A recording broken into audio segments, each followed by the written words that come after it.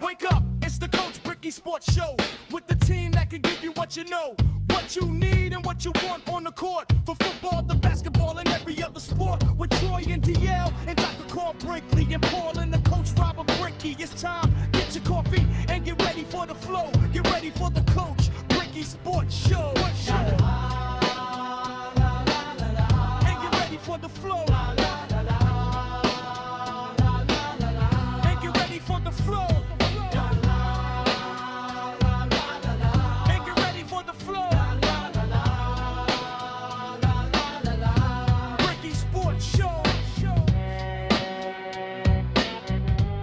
And good morning to you. Hope you guys had a great weekend.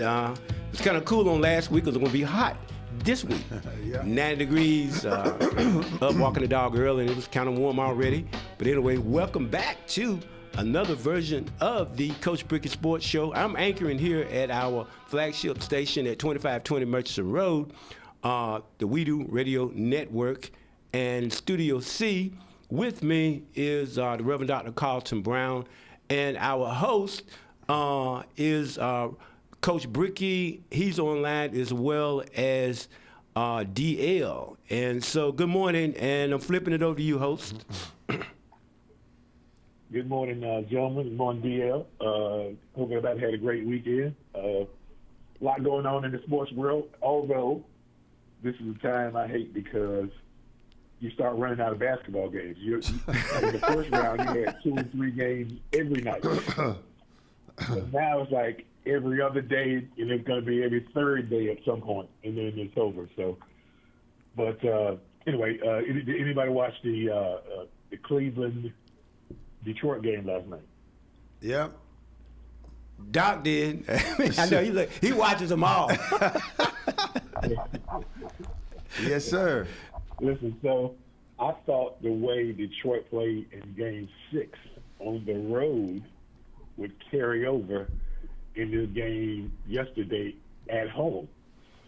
But Detroit struggled the entire game. Credit to Cleveland.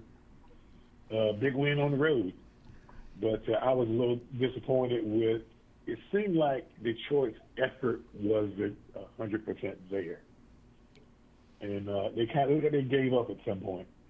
And, it's got to be frustrating for a coach and the fan base they hadn't been to the playoffs in a good number of years. So congratulations to Cleveland. I think Detroit in the offseason got to find a third piece. I think Durant and Cunningham are a great 1-2 combination. They got to get a third. I think every team that wins needs a trio. And right now they have a duo. Yeah, what you talked about, Coach, I was disappointed Detroit didn't show up because I like JB. I'm always a fan of his because I'm a fan of the dead JB Bickerstaff because they're old school coaching. And for them not to show up, management don't make any crazy moves. JB needs to come back because in the NBA, they get rid of coaches sometime too soon. So hopefully that's not even a question. Because they went from 14 wins 2 years ago to making tremendous gains last year and to winning 60 games this year. It's disappointing for their fans, especially since Dan Gilbert is a Detroit native. He built his Empire Real Estate Rocket loans, and he moved them to Cleveland, the headquarters to Cleveland. So he bussed 25 buses fans and his front office staff that under 3-hour drive from Chicago, from Cleveland to up to Detroit. And he beat them, but he's certainly done a lot for Detroit as far as financial, donating philanthropy. But he bought it last night, so, it's probably a little bit bittersweet for him. But Cleveland did a good job, and this is going to be a good series. But, Coach, before I swing it back to you, we're going to get to this WNBA because it's exciting to watch. Oh, yeah. And look, and again, I'm not overlooking the ladies, and I say we're running out of basketball because I'm like you. I watch the ladies play. In fact, there's certain teams that's behind with NBA as well. Certain teams I really like watching play. So they'll pick it up, and then we'll get NBA Summer League. Will be here, and then is this a World Cup year? Yes, sir. Yeah, it's a World Cup year. Yeah, yeah. So we'll have some options. Just it'll be more sporadic than usual. Right. So I think Dr. Brown, you watched.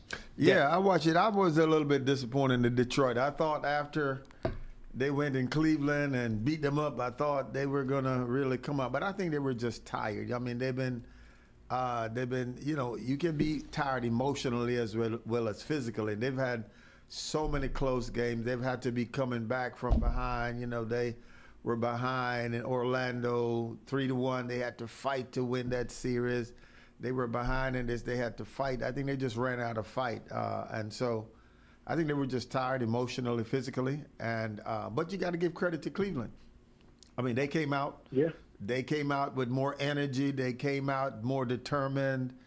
And, they decided, man, listen, this is going to be our year to go to a conference final. And so I'm happy for them, but I'm a little bit disappointed in Detroit. But again, listen, they've had a great turnaround.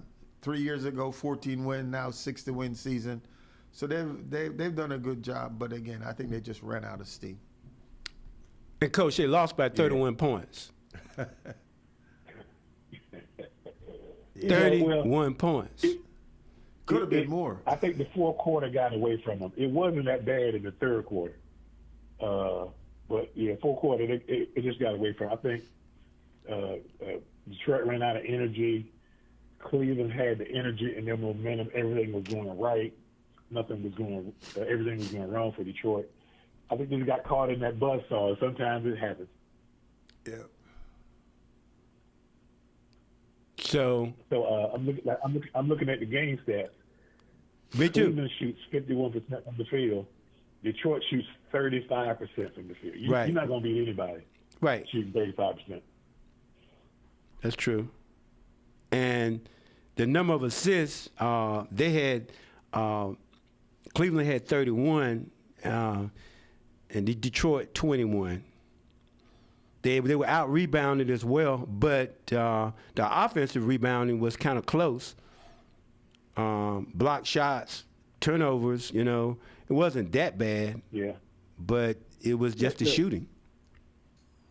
Yeah, Troy. Look, you playing hard. Matter of fact, you could be playing well, but when you don't make shots, you're constantly trying to dig yourself out of a hole.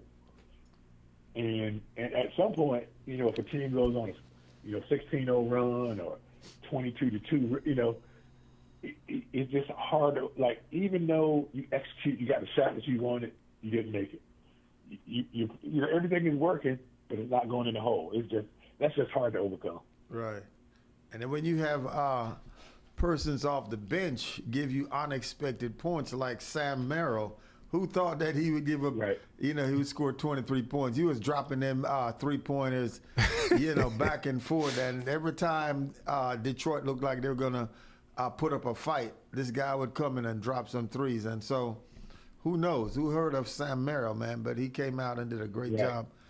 So that's one of those unexpected blessings that you don't expect. And so Cleveland was happy to have him. But Coach, I've heard that, if your shots are not dropping, what you have to do is turn up your defense. Is that accurate? Yes. Okay, so Cleveland shot 51%, which is a good percentage, but that's not outstanding. I mean, if they shoot 60%, that's amazing. Right. But, you should be in a game if a team shoots 50%. If you're playing decently, you should be in a game. So it just adds up. So they're making 1 out of 2 shots, and we're making, I can't even figure out what the math is on that. But so at some point that math ain't gonna math, and the lead is gonna continue to expand. So it's just, I've been there. I can just remember specific times in the huddle saying, "Listen, we down 25, but we are doing everything we have done in previous games to be up 25. The ball's just not going in the hole." So what do you do in that situation? Right. Well, so let's take a look at the West real quick before we have to go to a break. okay. So I'd like to get everybody's opinions about what they think is going to happen in the West. Let's start with DL. Well, San Antonio, I think they won out of the 6 games they played. I think San Antonio won 3 or 4. 4. It's just going to be a good matchup, but they won 5. Now, you got the 2-time reigning MVP, SGA, the old Canadian. I'm going to go with they have a deeper bench. And the Spurs, when Wemby was suspended for that game against Minnesota, they almost beat them, but they lost the lead. It's going to be Oklahoma City. Like I said, both teams are well coached, and both teams have they play good team basketball. But I'm going with OKC. I don't know. I don't know, man. Listen, when you beat somebody 5 times during the year already, or 4 or 5 times during the year, even though SGA wasn't playing one of the games and Williams wasn't playing one of the games, I think, you have a psychological advantage. And I think Wemby, he was pushing for MVP, and he finished 3rd in the voting. I think he's going to use that as fuel to go down to OKC and say, man, I told you I was the best player in the league. So, I don't know. I'm leaning towards San Antonio. I think they have a great chance of beating OKC. And actually, I'm leaning to San Antonio. I think Wemby took that MVP thing personal. He finished 3rd, and so I think he's going to use that as fuel. And so I'm leaning towards San Antonio beating OKC. Well, you guys are much more versed than I am. So what I do, I just look at the stats and what people predict is going to happen, and they're predicting that OKC is going to be the better team. I'm going to go along with the folk that's supposed to know more than I know, Coach. I think I agree with DL. I like San Antonio. I think OKC is going to win because I think they're 2 players deeper than San Antonio. I think their bench is going to matter. And because when San Antonio has to go to their bench, it's okay. But OKC's got a fantastic bench. So there are times in their games when they go to the bench, they have 0 drop-off.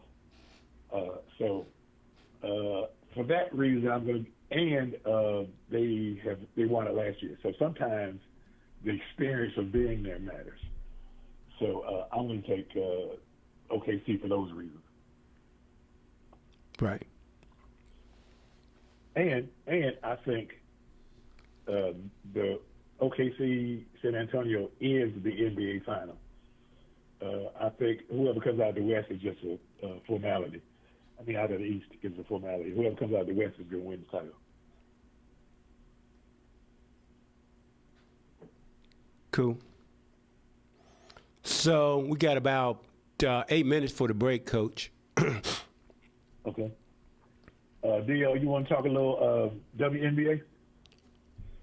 Oh yeah, well, this season, I tell you, I told folks I didn't become an Indiana fan because of Caitlin Clark. We'll go back to the Milwaukee Bucks. Harvey Catchings' daughter, Tamika Catchings.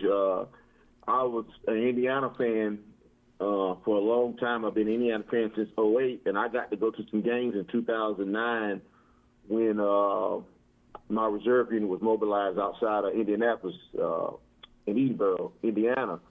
And so former 71st player, LaToya Pringle, who went to UNC Chapel Hill, she played WNBA. I forgot the team she played for when they played the Indiana Fever. So I've been a big Fever fan. And yes, Caitlin Clark has come in and helped that league. They got a nice raise. But I tell you, I think it's dying down with her. I ain't going to call her a one-trick pony, but they're guard-heavy, and this Paige Beckers, it's other players. This league is tremendously talented. They have fielded 2 other expansion teams since Clarks came into the league. I tell you, the New York Liberty, don't forget the best player in the league, Asia Wilson, with the University of South Carolina. She's out there in Vegas. I tell you, when you get time for you WNBA guys, if you like watching basketball, I like the matchup because they play 44 games and every game counts. So I'm definitely into the WNBA. I'm going to be honest with you. I didn't watch it a lot, but this excitement, the drama, because we know it was drama that came with Caitlin Clark. And so, but it's interesting. I like all the players. I'm an Indiana fan first, but I'm also a fan of the league. I like to see all these young ladies do good, and I'm glad they don't have to go overseas in the summer to make their money.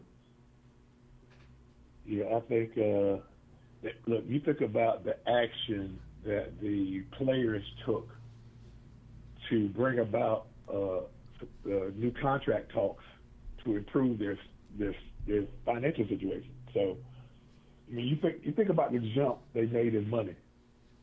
So a couple of players have signed multi-million-dollar deals, which was unheard of prior to. And, some players are making over $1 million a year now. And, but I think I love the movement started with the players. They really came together and they held their ground. They're like, no, this is not going to happen. And we need better accommodations. We need better housing. We need better travel. So shout out to their players union. They did a fantastic job. And you're right, Neil. Listen, what I love is every year in the draft, the WNBA gets better because there's a lot of young talent that has come to this league now, man. So if you haven't watched, I mean, you can just watch a random game. You don't really have to know who's playing. And there's just a lot of talent on the floor. Yeah, I haven't really gotten into it as much yet because of the NBA. So, but the women's game is really, really getting to be must-watch TV these days. I mean, before I wasn't, again, a big WNBA fan. But here recently, the last couple of years, I think the game, there's an uptick. And, the quality of the players are getting so much better. And so, I like what's going on in WNBA. And like somebody, I think, just said that Caitlin Clark came in and injected fuel. But again, the WNBA was good before Caitlin. I think it was Stephen A. Smith who said, rising tide lifts everybody in the boat. And so she came and injected some new fuel. But I think that fired up everybody else to say, hey, we were here before she came and, we were good. And so I think that just kind of injected a lot of fuel in the WNBA game. And I think it's getting better and better. And so, again, once the NBA died down, I'm going to start watching more of the WNBA. But right now, I'm still NBA guy. Yeah, but I'll say this for the women. Because you're not going to ever be paid like the men, but you want to be respected. So when they get in these press conferences, they need to bring some emotional intelligence in there in some of these press conferences. I've not seen a lot of questions that have not been off the wall or out left field, but I've seen some questions that their media team. I've never seen media team interfere with an NBA or a professional player answering a question. That's what I don't like about women. I don't need your media person saying we're not going to answer that question. That's what I have a problem with. Point. Yeah, they're evolving. Are we at the break, Troy? Yes. Well, look, I tell you what. Let's go on to do the break now. 20 after, but we're going to go to a break. Our producer today, Reverend Carl Brinkley, he's wearing a Feather State Broncos shirt, and he's doing that thing, man, but so he's holding his breath for the Dallas Cowboys. He wants to talk about that so bad, and you have to wait for a couple of months. But you know how it goes, man. Those Dallas Cowboy fans, boy, they just, boy, oh boy, oh boy, oh boy. Anyway, go to a break. We'll be right back. Well, yeah, that Denver came out.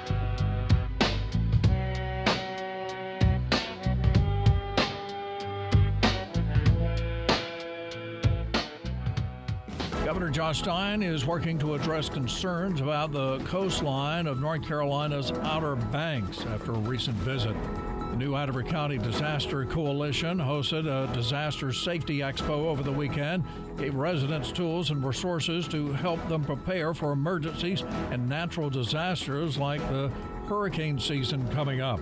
Gas prices soaring. Transit companies across the country say they're already seeing a noticeable increase in ridership. Even after recent rain, much of North Carolina remains locked in severe extreme drought conditions.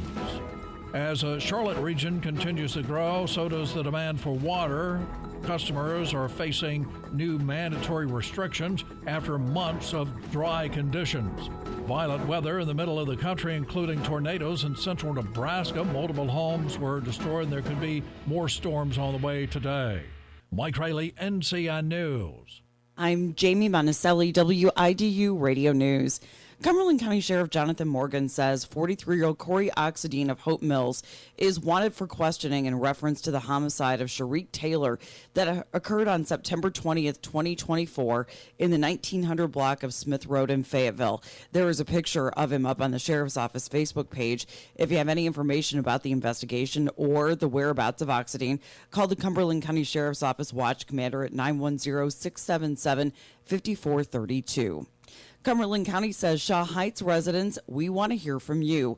Cumberland County is asking for your input on septic systems, wastewater, and housing needs in your neighborhood.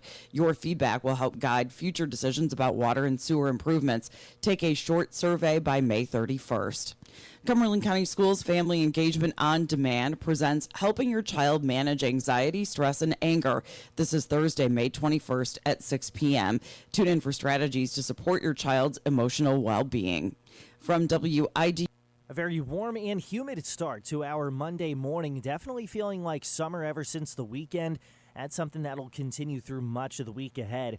High temperatures today nearing record levels. We'll see highs around 91 to 95 across the area. Overnight, not much relief from the heat. Temperatures only fall into the mid to upper 60s. And by Tuesday, it's mostly sunny and highs once again 90 to 94. More of the same Wednesday. I'm meteorologist Chris Michaels in the NCN Weather Center. Remember the rotary phone? Well, soon that's what people are going to ask about gas-powered cars. And every day we see videos of robots becoming more and more like us. Welcome to the future.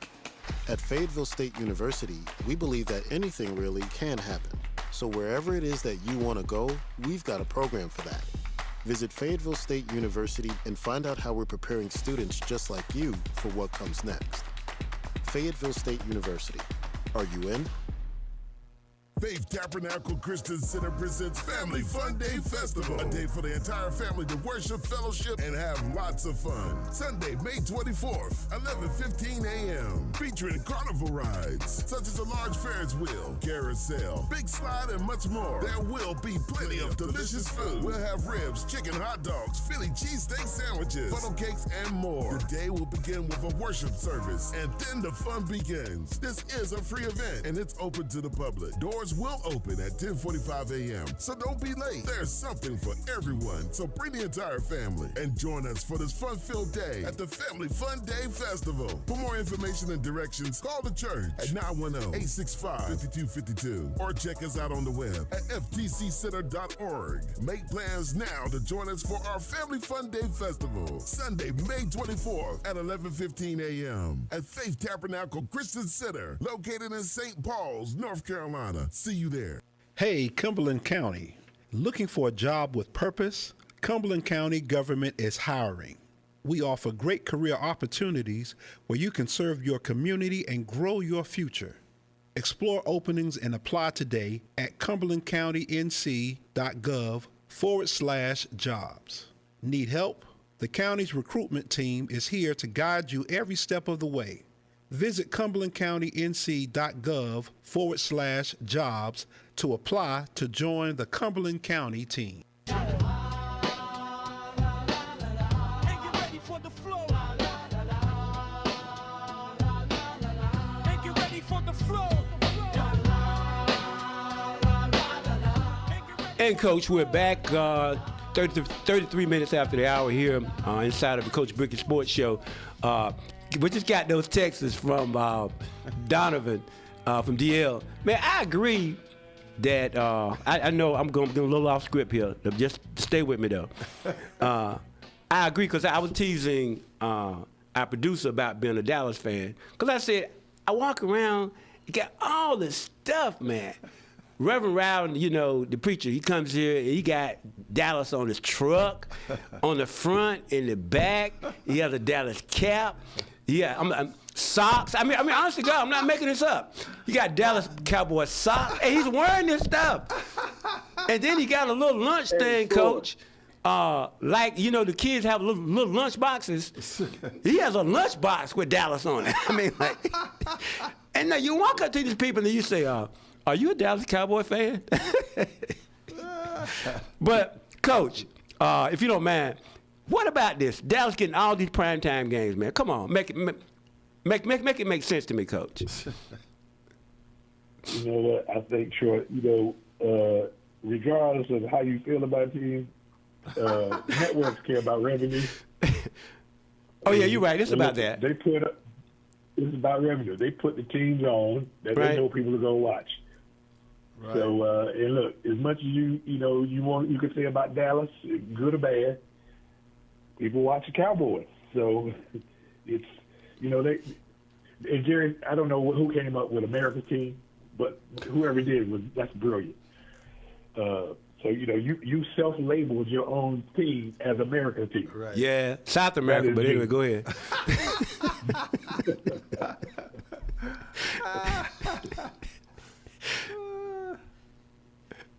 But I mean, I feel you, man. I feel you. I'm with you. I'm just kidding, but you know.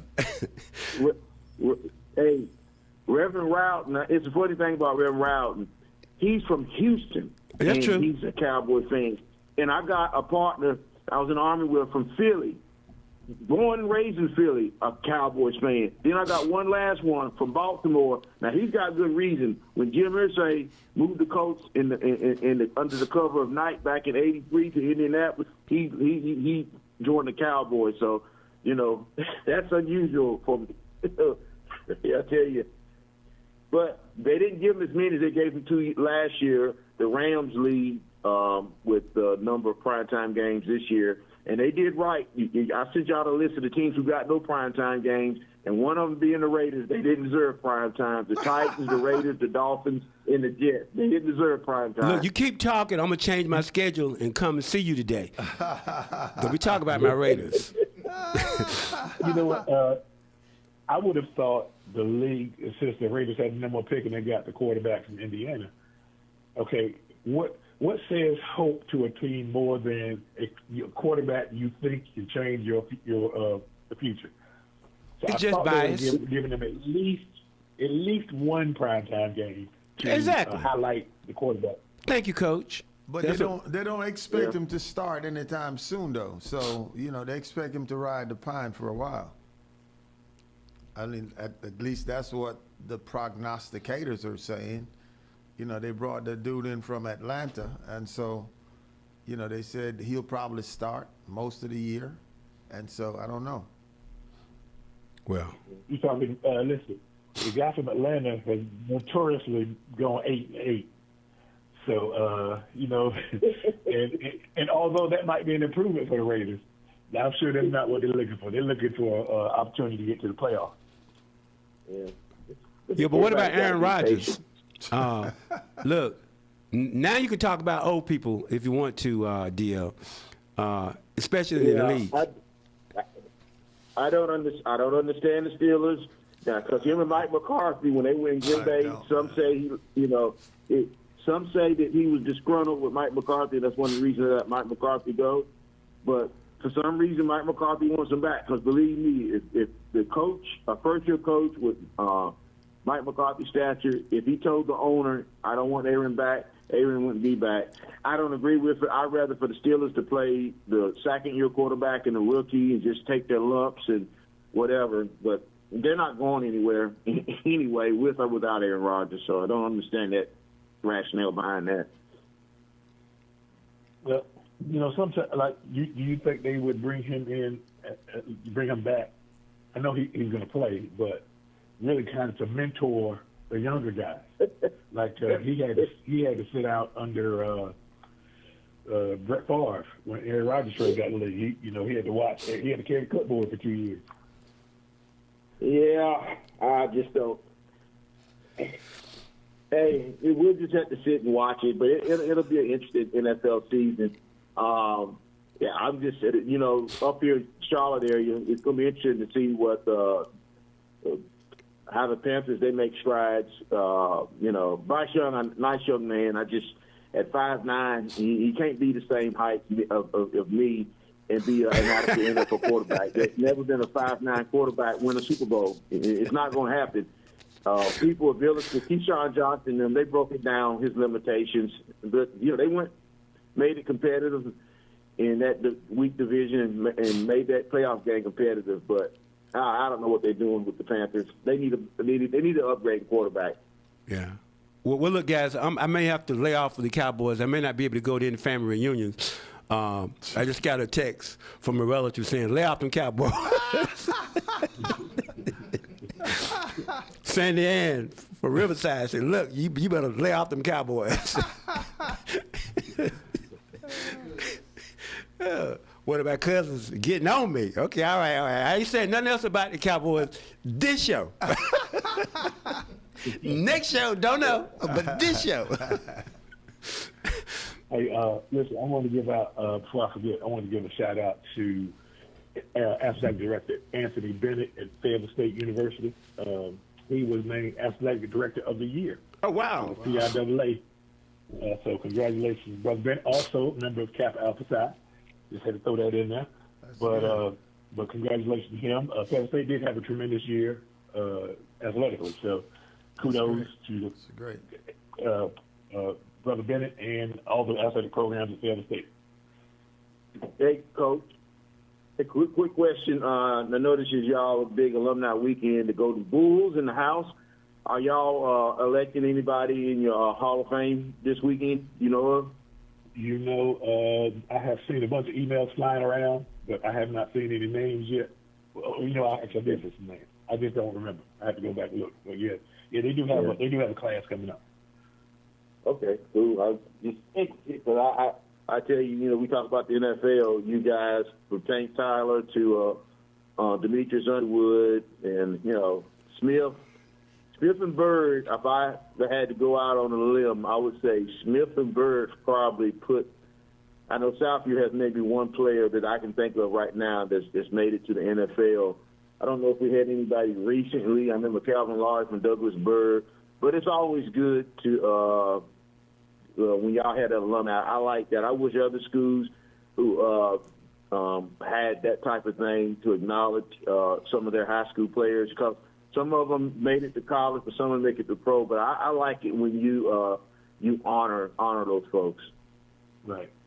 Yeah, the committee has done a fantastic job of building that event to make it a first-class event, and so that again, E. Smith has done it well for a long time. So looking forward to many more great years.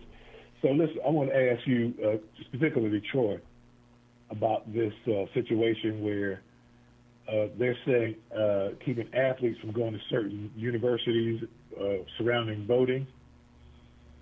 Have you followed this, Troy? Say student athletes are doing what now?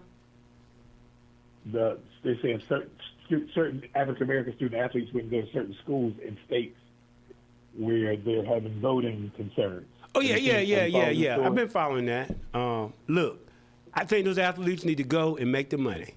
They're not politicians. Right. I don't think it's fair to drag these youngsters into that fight. Right. And personally, I don't think they're gonna win that fight anyway. Right. But there's no need of because look, first of all, you know what? The average congressman up there in the Legislative Black Caucus is worth low to mid, maybe $1-3 million.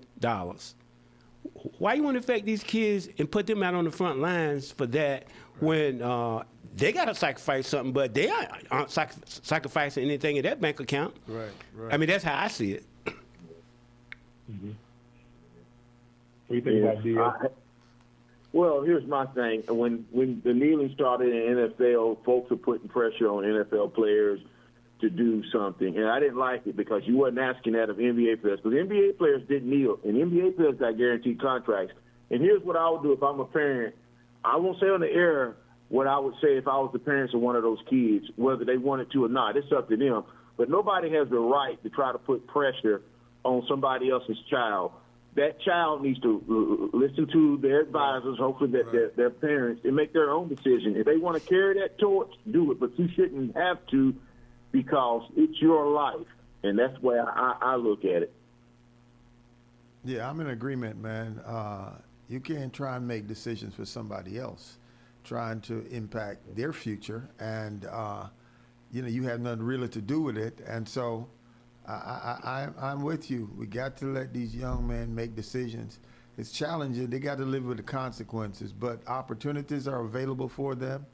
They need to take advantage of the opportunities. I'm really, listen, these young men, some of them are making some big money in this NIL thing, man. I saw this morning where I think the quarterback coach in Miami, $10 million NIL deal for this year. Duh. So, so they're making some big money. So, listen, you can't begrudge them, though. You got to let them get this opportunity, and then you can't bring politics in this thing, man. You can't. Well, I'll tell you this. It's a one young lady down in Texas. She's a black female softball player. They paying her $1 million to throw that softball. So, but if they want to do it. I'm thinking about, when Kareem Abdul-Jabbar, that legendary pitcher, Kareem Abdul-Jabbar, Bill Russell, Jim Brown, that was a different era and it was a different cause. We don't have time today, but we could deep dive into this one of these days, Troy. We could really talk about my issues with folks trying to force our young black female and male athletes to do something that this could have been avoided. But make the decision. These young people have parents, and you don't need to be talking to them anyway. Talk to their parents. And I know what some of them parents going to tell you. But Coach, here's the thing is, the real challenge you have is these politicians, I want to know what sacrifices are they making. Now, so some of them are concerned about losing their seats. But, it's like breakfast, man. The guy that brings the pig that brings the ham to the thing, he has a lot more to offer than the guy that brings the eggs. You know what I'm saying? The chicken. So, how you feel about all that? I agree with you guys. My issue really is not even with. Well, listen, my issue is if the kids take the money. My problem is, are they offering advice, advisors, tax professionals to help them in these situations? Because think about this: you drop $1 million on an 18-year-old. Right. That's a recipe for a disaster. Yeah. And I told this story before. I talked to A&T men's basketball team, and I told them with their NIL money, I said, first, when you get that check, take 30%, put it aside. And they looked at me like I was insane. They were like, what do you mean? I said, you got to pay taxes. You're a taxable entity now. And so just think, if you got $1 million, you spent it, and you get a tax bill for $300,000. That's... So anyway, so my issue is on the back end really with, I love the fact they're getting paid. I don't know if they're handling it in the best possible way to make sure these young people use that money to their advantage and that helps set them up for a better future. Because imagine you make all this NIL money and your pro career didn't work out, and then you end up in debt. We don't want to hear that story. Because look. Let's say you have a good white-collar job, whatever it is. Mm-hmm. You probably ain't going to make no more than, top dollar, you probably not make no more than $4 or $5 million in your lifetime. When I hear you have 10, 15 million right in front of you, right. I agree, Coach, it needs to be spent wisely. But what happens is, it's not just the kids, it's relatives and everybody got their hands stuck out, man. They want... They want these youngsters to buy them everything, Right.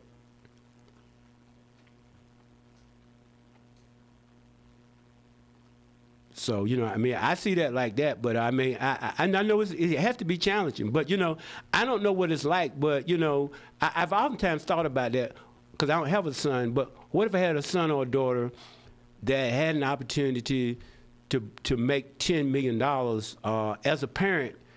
What would I be doing? Now, Coach, you have a different perspective because you're in the industry, but if you had a child and they were getting $10 million, they're going to bring $10 million home, what would you be saying to your child? And your cousins, too, because some of them got their hands stuck out. Oh, listen, so that's a great scenario. Just think about this. I've done a bunch of seminars talking about financial literacy. And one of the questions I always ask, I'll ask, who in here had any kind of financial literacy in their home growing up? Raise your hand. And it's rare that a hand is raised. So you think about infusing that kind of money into a household with little to no knowledge of how to manage it or what to do. You know, first of all, you're going to think spend. And, you know, they're going to buy everything they want. And like you say, every cousin that you ain't know you had going to come out the woodwork. And, you know, and then so you got to have somebody that say no. And you got to have a system and a plan to be able to manage that money. Right. So you make your money make money. You make your money an asset instead of a liability. Anyway, I've been working on a program to address some of that, and it's because I just don't want to hear the stories of kids having the opportunity to do well and then blowing it financially. But it's a lot of them, though. You know that. I mean, that's been the history, too. I mean, a lot of them. Yeah. Yeah. And the professional. Well, again, I think Coach is making a salient point that hopefully there are some structures in place that's going to help these young people manage the money and invest the money wisely. So, and again, if you're from a background where you're not used to money, and you get that windfall, the tendency would be to spend and try to get nice things that you see other people having. But hopefully, again, whether it's the school or somebody will surround these young men and young ladies and make sure they have financial literacy and invest some of these money so that they can have a better future. Absolutely. DL, you wanted to talk about a story of the track team in Charlotte. Yeah. Can you give us a brief overview of what happened?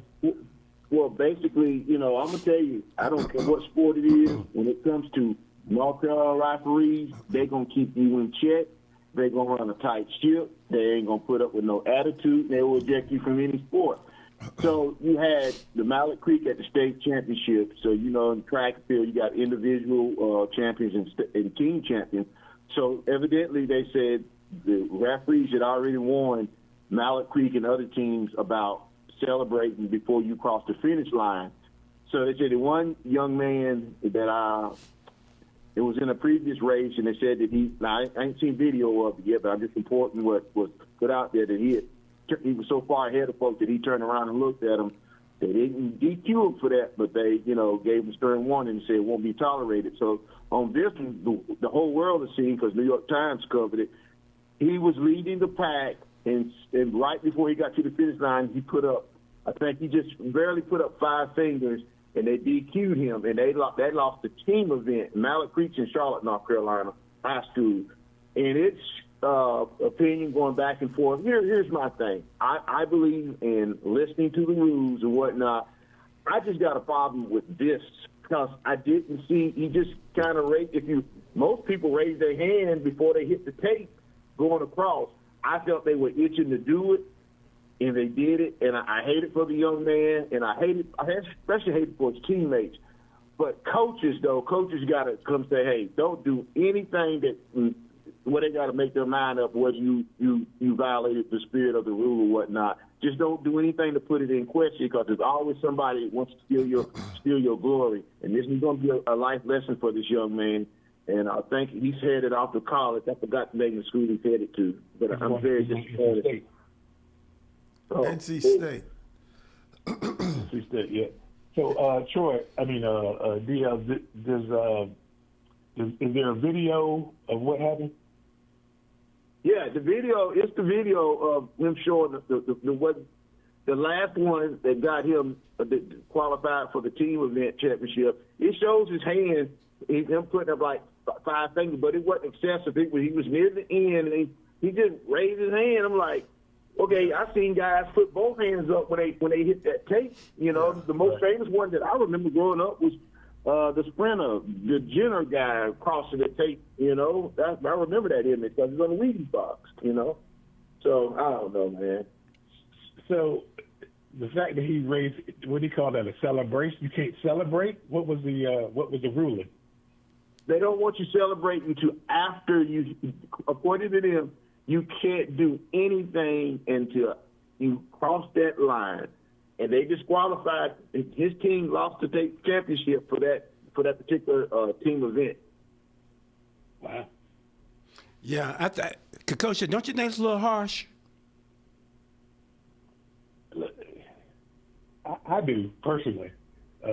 You know, I think there's the letter of the law and the intent of the law. Right. And, you know, I think you know, if it's excessive, fine, do what you got to do.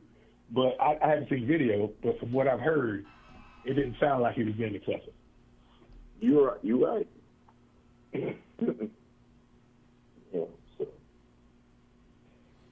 Well, you know, I mean, I agree too. I just, but like you said, you know, somebody just wanted him.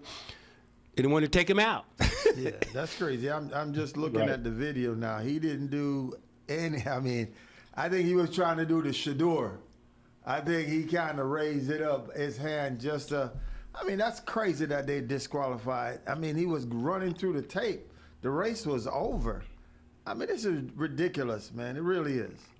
Well, I think DL said it was a big enough story to make the New York Times, correct? Yeah. Right. Yeah. Crazy. But I'll say this. As we head into well, we've already finished most colleges. You know, you started last week, this week. I'll tell young folks, especially my young black brothers and sisters, some schools do it different. When you walk across that stage, if they have told you at the high school level they don't want you celebrating, just don't do it. That too? Do it. Just, you know, it's too easy. You know, when I was 17 and graduated, I thought I knew everything. Ain't nobody going to tell me nothing. I wish I'd have had some people telling me something for the next 15 years. But just if they say you can do a little whatever, then just do it. But if they say no, don't do it, be disciplined enough to say, I'm going to follow the rules. Because, Coach, I know this right here. Look, they tell the parents not to yell out and all this stuff. And I guarantee you, some of them going to do it, and the deputy's going to come and march them out. And they're going to do it anyhow. Explain that. Right. Look, I got nothing for you, Troy. I got nothing for you. Because it's embarrassing. Listen, I know we get to the top of the hour. Listen, we talked about the Western Conference final. Let's talk about the Eastern Conference final. We got the Knicks and Cleveland. Who you got and why? I listen. That's a toss-up to me. I'm gonna go with the Knicks. Deeper roster, and I think they got pressure legs. And Donovan Mitchell might try to do too much, and I don't know was James Harden gonna show up. That's Brad. I don't know. That's a toss-up too. I think. You know, I would love to see Cleveland do it, but Knicks I think are playing a little bit better now. Anunoby is coming back, and you know, I don't know. Allen and Mobley probably will neutralize Towns, but man, it's a toss-up. I think Knicks might win it in 7, but I wouldn't be surprised if Cleveland won. I'm going to go with Cleveland because Reverend Paul Matthews, wherever you are, he's a Knicks fan. And that's how I am, okay? That's a heck of a rush, man. I'm gonna take Cleveland for 2 reasons. One, I think sometimes matchups matter. Right. I think Cleveland is a bad matchup for New York. And then 2, I can't ever count on Carl Anthony Towns. I think he's like James Harden. You just never know what you're gonna get. And they need, if the Knicks can't win without him, and I don't think they can count on him enough to win it. So I will take Cleveland in 6. Cleveland in 6. Interesting. Well, look, Coach, our time is up. Final word to you. Hey, listen, gentlemen, great being with you this morning. We do family, we love you. Make it a great day. Yes, sir. We out of here.